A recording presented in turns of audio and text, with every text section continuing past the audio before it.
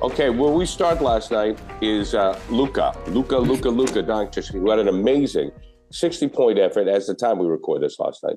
60-point effort, 21 rebounds, and 10 assists. Bob Ryan, where does this rank in efforts, individual efforts that you have seen throughout your illustrious career?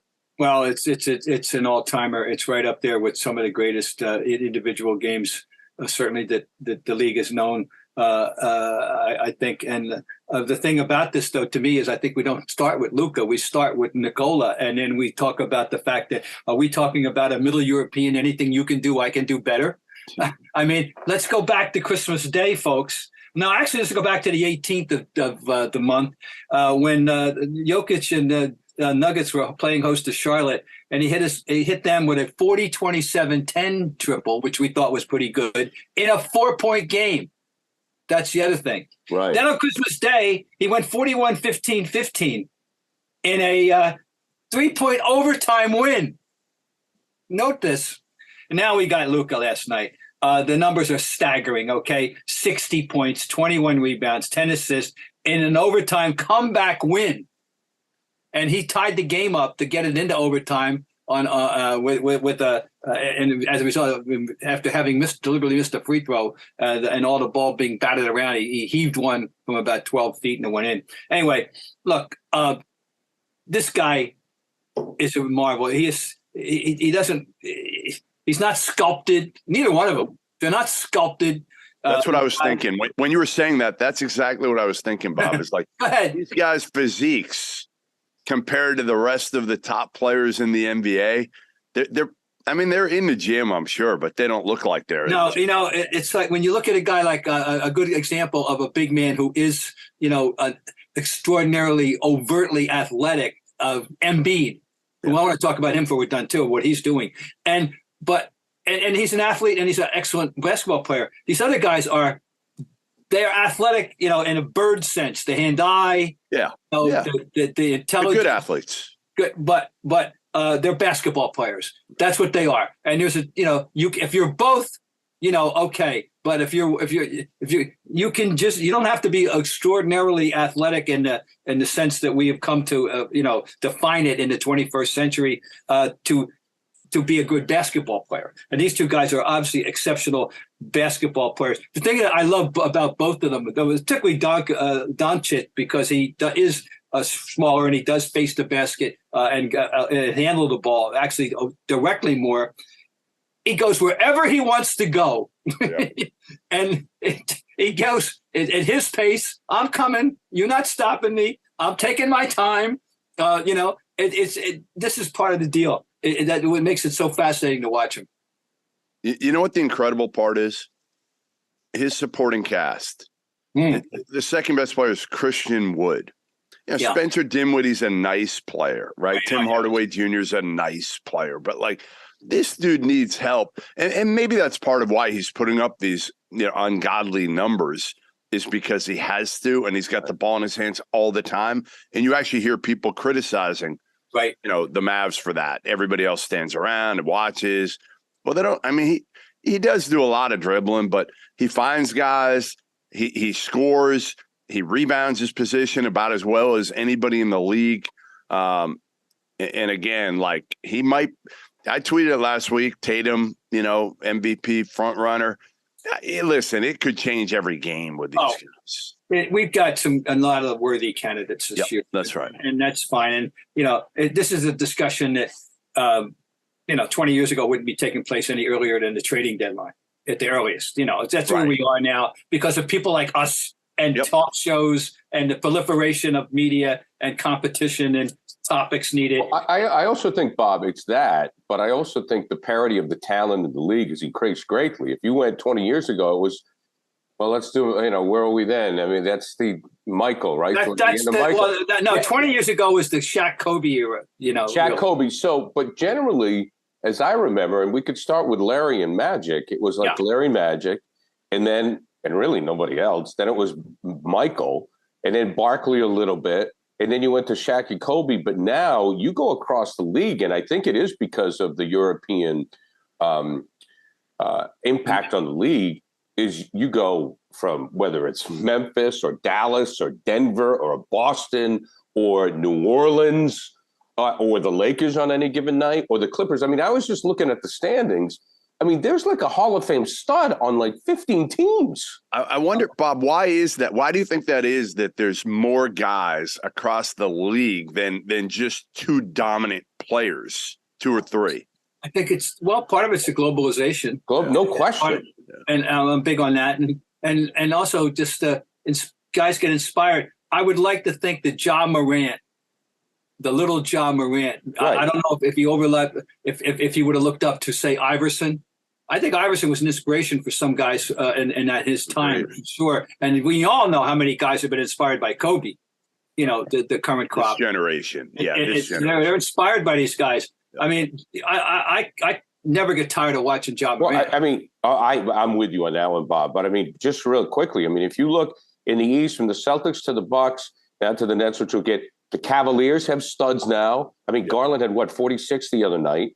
The 76ers, and you're talking about Embiid. Yep. The Heat are in the 8th, but we know the Heat have players.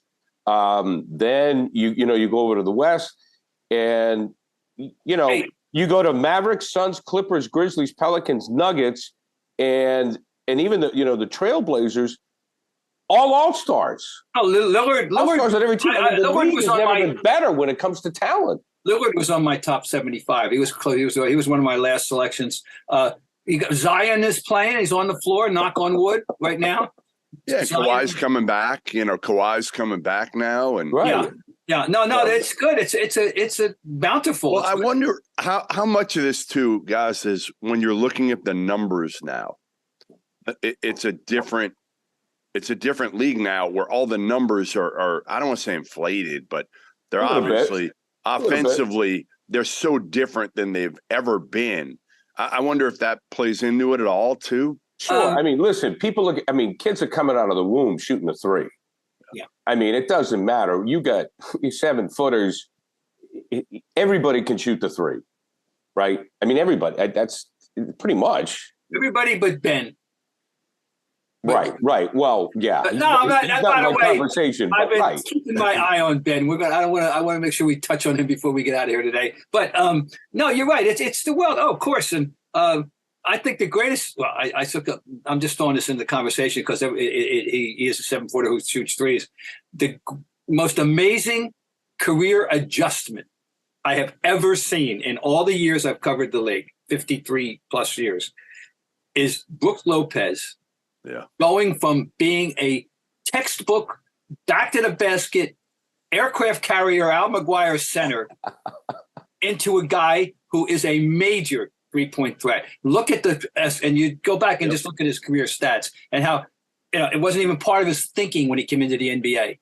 And look what he's become. And the tribute to him. He did the thing that I wish Ben would do, but that's another story. Anyway, no. So he's an example. Embiid's a 3-point. Jokic is a 3-point shooter. Of course, Doncic is, but Jokic is 6'10", 6'11". No, it's the game now. It's the game. it's the game. And then the part B of this is, and we mentioned that Ja Morant.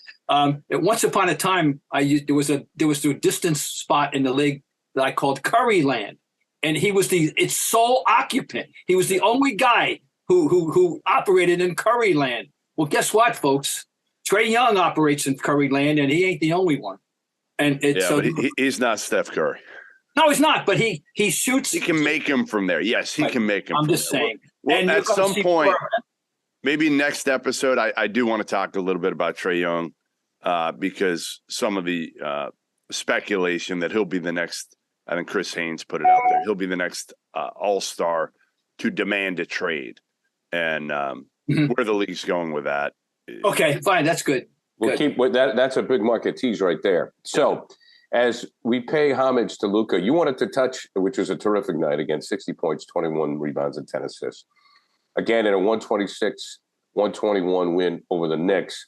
You wanted to touch on Embiid, Bob. And before we move on to the Nets, I wanted to give you that opportunity. Yeah, well, the last three games, he's at 48, 35, and 44. Take your, don't sleep on Philly. Don't sleep on Philly. And Yeah, I got Embiid here. Where the hell? Oh, here we go. His last 3 games, 44, 35, 48. And he can do it every which way. You know, he can put it on the floor and take it to the hoop. He can post up. He can face that three. He's a monster. And you know, he just, you know, he's also a character, which is fun. You know. Yes. And I don't know what he's like. He's a blast. I don't know what he's like. You know, if he's a if he's, I don't know. You tell me, but I enjoy. No, he's fun. He's fun. He's happy. He's always smiling. You know, again, I know a lot of people probably don't like him around the league because he talks a lot, and you know, there'll be some supposed cheap shots that he might take on the court. But Joel has always been one of those guys that just kind of embraces people, and I think that's the fun part. You need personalities in the NBA, and he's one of them, because a lot of guys are, you know, I don't want to say too cool. But they are. They watch like Kobe, right? Like you said, Bob, right. They grew up watching Kobe, and Kobe was too cool, right? He didn't want to show too much. He wanted to be that guy that just, you know, was a stone cold, you know, killer in terms of how his mentality was. So I think Embiid, to see his personality is a lot of fun, and again, there's nobody like Joel out there. When Joel is focused, there's nobody who can stop him? Nobody. No, we know that the Celtics have had their hands full with him over the last few years, and if they would have played them in the playoffs, you know, it would be a handful. A team I think I want to get to, because clearly something's going on and good for them, and that's the Nets. Right. There was an interesting story in the New York Post on Tuesday of this week, in which the thrust of it was, we're doing well because it's all about basketball. Right. And I think we all understand what that's referring to. Bob, can I interject real quick? I also saw that it's their defense. Oh, yeah. Well, they played none before. Absolutely. They played none before. Right. That's what, but they're, you know, that you know who is not distracting them. As a matter of fact, you know who, his last 5 games. You ready? Go ahead. 32-38. Oh, 4 games. He sat out at the 3rd game. His last 4 games, 32-38, 18-32. Talking about Mr. Irving. He can play. You never forget. I never forgot for 1 second when he was going through all his stuff last year. The guy can play. He's an all-time talent. All-time talent. Yeah, I mean, the key is, again, getting those 3 on the same page, which apparently they've done, at least this last stretch of winning 13 of the last 14. And you know, Ben Simmons can be what Ben Simmons is, right? If you have 2 of the best offensive players ever to play this game on the floor at the same time, you can afford to have Ben Simmons. We'll see in the playoffs if it catches up to him. Oh, that he doesn't shoot. That's right. Here's his last 4 games. Assists. 8, 8, 8, 8. Okay. And look at rebounds. Look at rebounds. Here's his last 6 games FGAs. You ready? Yep. 9-7-5, 7-9-5. Yeah. The guy knows who he is. Yep, he does. Now, he does. I, of course, have an objection to. You don't like it. Yeah, you don't like it, but it fits with those 2 guys better than any 2 players probably in the NBA right now. Absolutely. It's a wise move for them, that, you know, and so you got to pay attention to them. Now they've added a component in TJ Warren, who could score. Another score. Yes. And you know, that is coming off a 23-point game, his last game.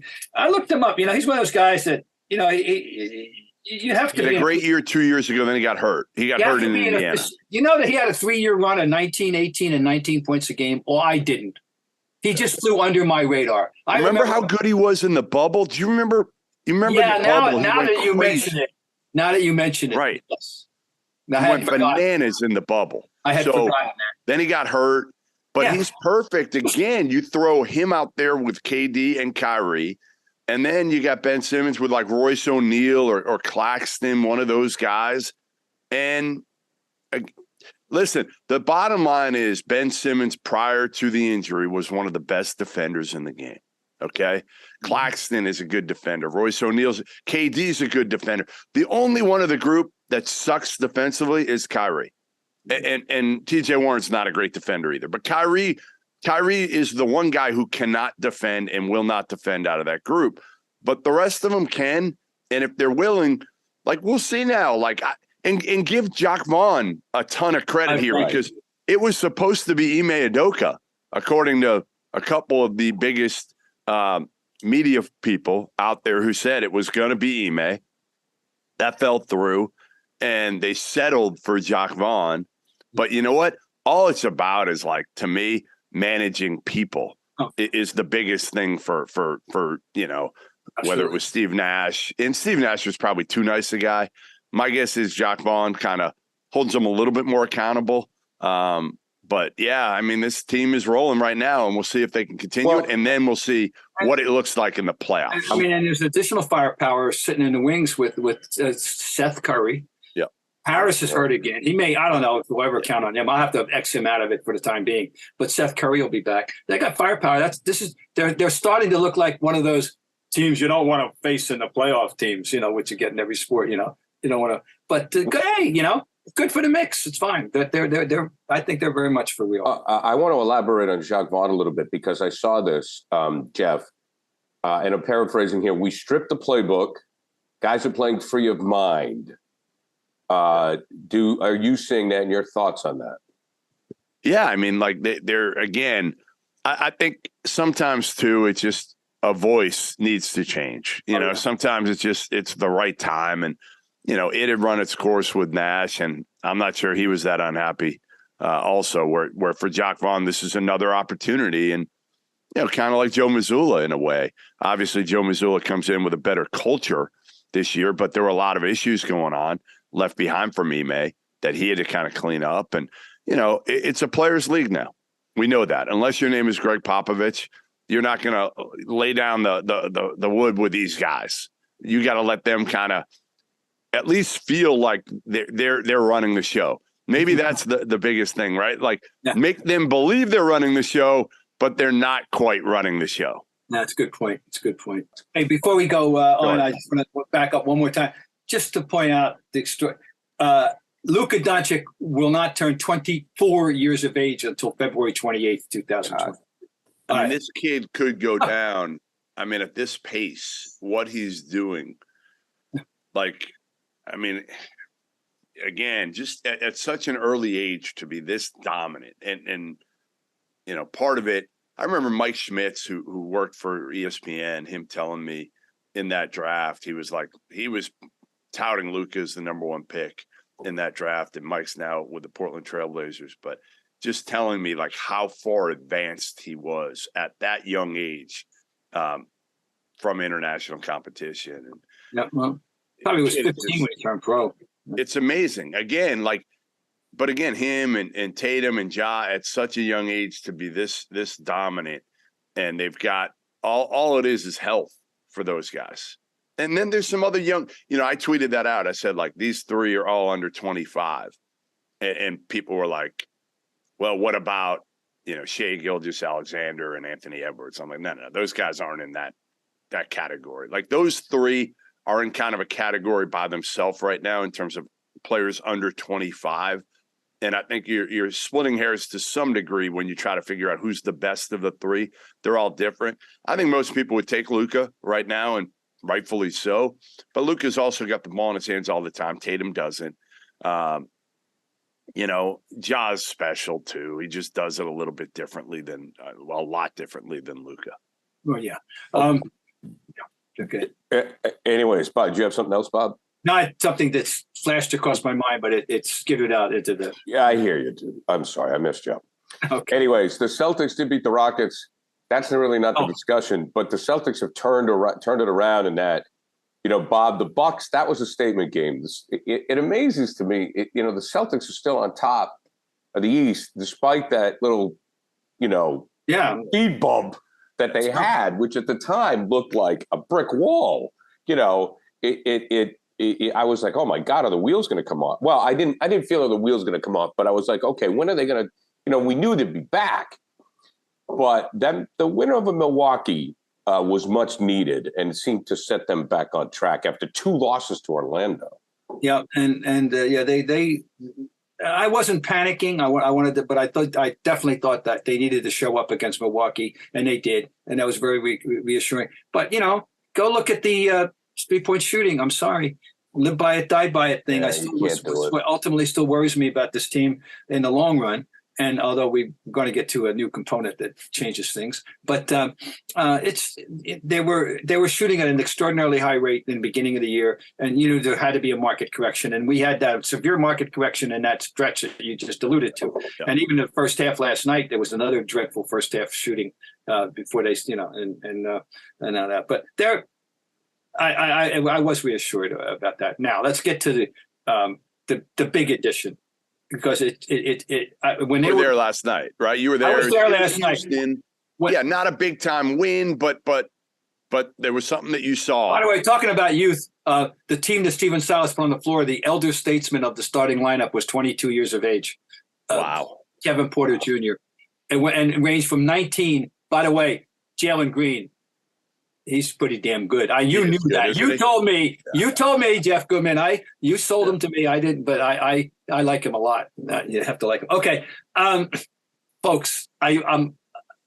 You can't overestimate how important Robert Williams is going to be to this team if they're ever going to win a championship in the year 2023. Robert Williams already has made significant contributions to this team, and he does stuff they can't get anywhere else. First of all, they're not a good rebounding team in general terms. You know that they have nobody in the top 20. I think it's 20. The leading rebounder statistically, I think, is Tatum with 8 a game. Okay. Now they got a guy that gets the ball and he keeps balls alive. There was a great sequence last night with a back tap, boom, for a 3-pointer for Grant Williams, stuff like that. He's been doing it, and he's been doing it from the minute he came back. Even in the lost games, he was making contributions. Last night, look at the rebound totals. He had 10 in the first 11 minutes he was on the floor. He's running around on guarding 6 different guys at defense at once. They need this guy. This guy changes a lot. A lot. Yeah. No, he gives anybody a different element, right? I mean, Al Horford is almost the complete opposite of Robert Williams in a lot of ways, right? You're not throwing lobs to Al Horford. No, you're throwing lobs. He's a bailout guy on offense, where if you get in the lane and you don't know what you're doing, you can just kind of throw it up there and go let him get it. He'll get it on his own anyway off the offensive glass. And then defensively, he gives you what you haven't had, which is a rim protector and a rebounder. Yep. Now, the biggest question for me is, will he be healthy when it matters most? Period. That's all that matters to me. Keeping him on the floor has been the entire story for his career here, and that's it. So, but I just think it's been to me a stark reminder of his importance is what we're looking at here. I don't think we can overstate that how important he can be. And when they were going, I wrote this and I'll say repeat it here. When they were at their peak, which was up 45 points in Phoenix, that team wasn't winning the championship. They're winning only if they have Robert Williams. Right. I agree. I mean, you might get to the finals or something like maybe without Robert Williams, but to me, the game changes in the playoffs. We know that the game changes, and again, it worries me that they are so 3-point reliant. Right. This team, and now with Robert Williams, not that he's a huge offensive piece, but he gives you that different dimension that you don't have to be quite as offensive. Even if he can go up there and get those offensive boards. And again, he'll make it tougher for other teams to score. Would you play him? Like if you're Joe Mazzulla, and coach last night, didn't he? Yes, he did. Joe's an eye issue. Okay, Jeff, we just lost you for a second. Had his trouble struggling through his pregame. His eye was bothering him. Jeff's back. Gotcha. Go ahead, Bob. What did Jeff? What were you talking about with Mazzulla? That he had he didn't coach last night because he had some eye issue with his eye right before the game. Yeah, but he also was. I read in the paper this morning saying he's not committing to starting Robert Williams in the short, at least in the which. It's all about how many minutes he's on the floor. I'm not going to over stress on that at all. We know we want to restrict his minutes anyway. Right. So that's right I wouldn't play him honestly. I like the way they're using him. I would not have him ever see 30 minutes a game in the regular season. I don't think there's any reason for it. You have Al Horford. You just kind of you got enough guys. Unless you're sitting Al Horford. Luke has been, Luke Cornett is not a. He's not. He's been fine. Yeah, he's fine. He's fine. Listen, we could play you. Hey, Bob, we could play you next to Tatum, Brown, Brogdon, and Smart, and you might give up a few on the defensive end, but you'll be fine. Oh, by the way, what I'm about to tell you is not in any way meant to be judgmental. It's just curious. And it struck me. It hit me when at one point in the game last night, Jaylen Brown had 28 points at that moment. In addition to which he had 0 rebounds and 0 assists at that moment. That is an odd line. That's all. Now, he eventually got a couple of assists, and the assists didn't surprise me. The rebounds did. But anyway, it was jumping out at me, 28-0-0. All right, anyway. All right, by the way, Bob, I do want to wrap up the show quickly. I think that your personal connection with the league over the years, people found very interesting. And obviously, it was emotional for you last night to see Stephen Silas there as the Rockets coach, who is Paul's son. Paul recently just passed away, one of the Celtic greats. I had intended to go to this game as far back as 3 or 4 weeks ago anyway, but I knew I had to go to this game once Paul passed, that Stephen was coming and pay my respects. And I'll tell you what, it was emotional for me. I didn't anticipate this kind of reaction because I have known that young man. I've been in his presence minimal times. The first time was when he was about, I told you I played Nerf ball on my knees with him in Paul's house in Seattle, when he was like an infant or a toddler, excuse me. And then we did a podcast 2 years ago, before the last season. Anyway, great. I've never been in his presence that much to see him. And I'm sitting there looking at him up on that podium last night and in the visitors coach's room. And I'm looking at, oh my God, he is a younger, his face now, he's growing, he's 40 years old. That's Dad. And I hadn't ever seen it. And it just hit me because I was so emotionally tied to Paul Silas. And I was choked up, and I personally was. And of course, he is so intelligent, and he spoke so welcomely about his dad. And it touched me, I have to tell you. It really did. On that note, gentlemen, have a happy new year. Always a pleasure, and we'll talk to you again next week.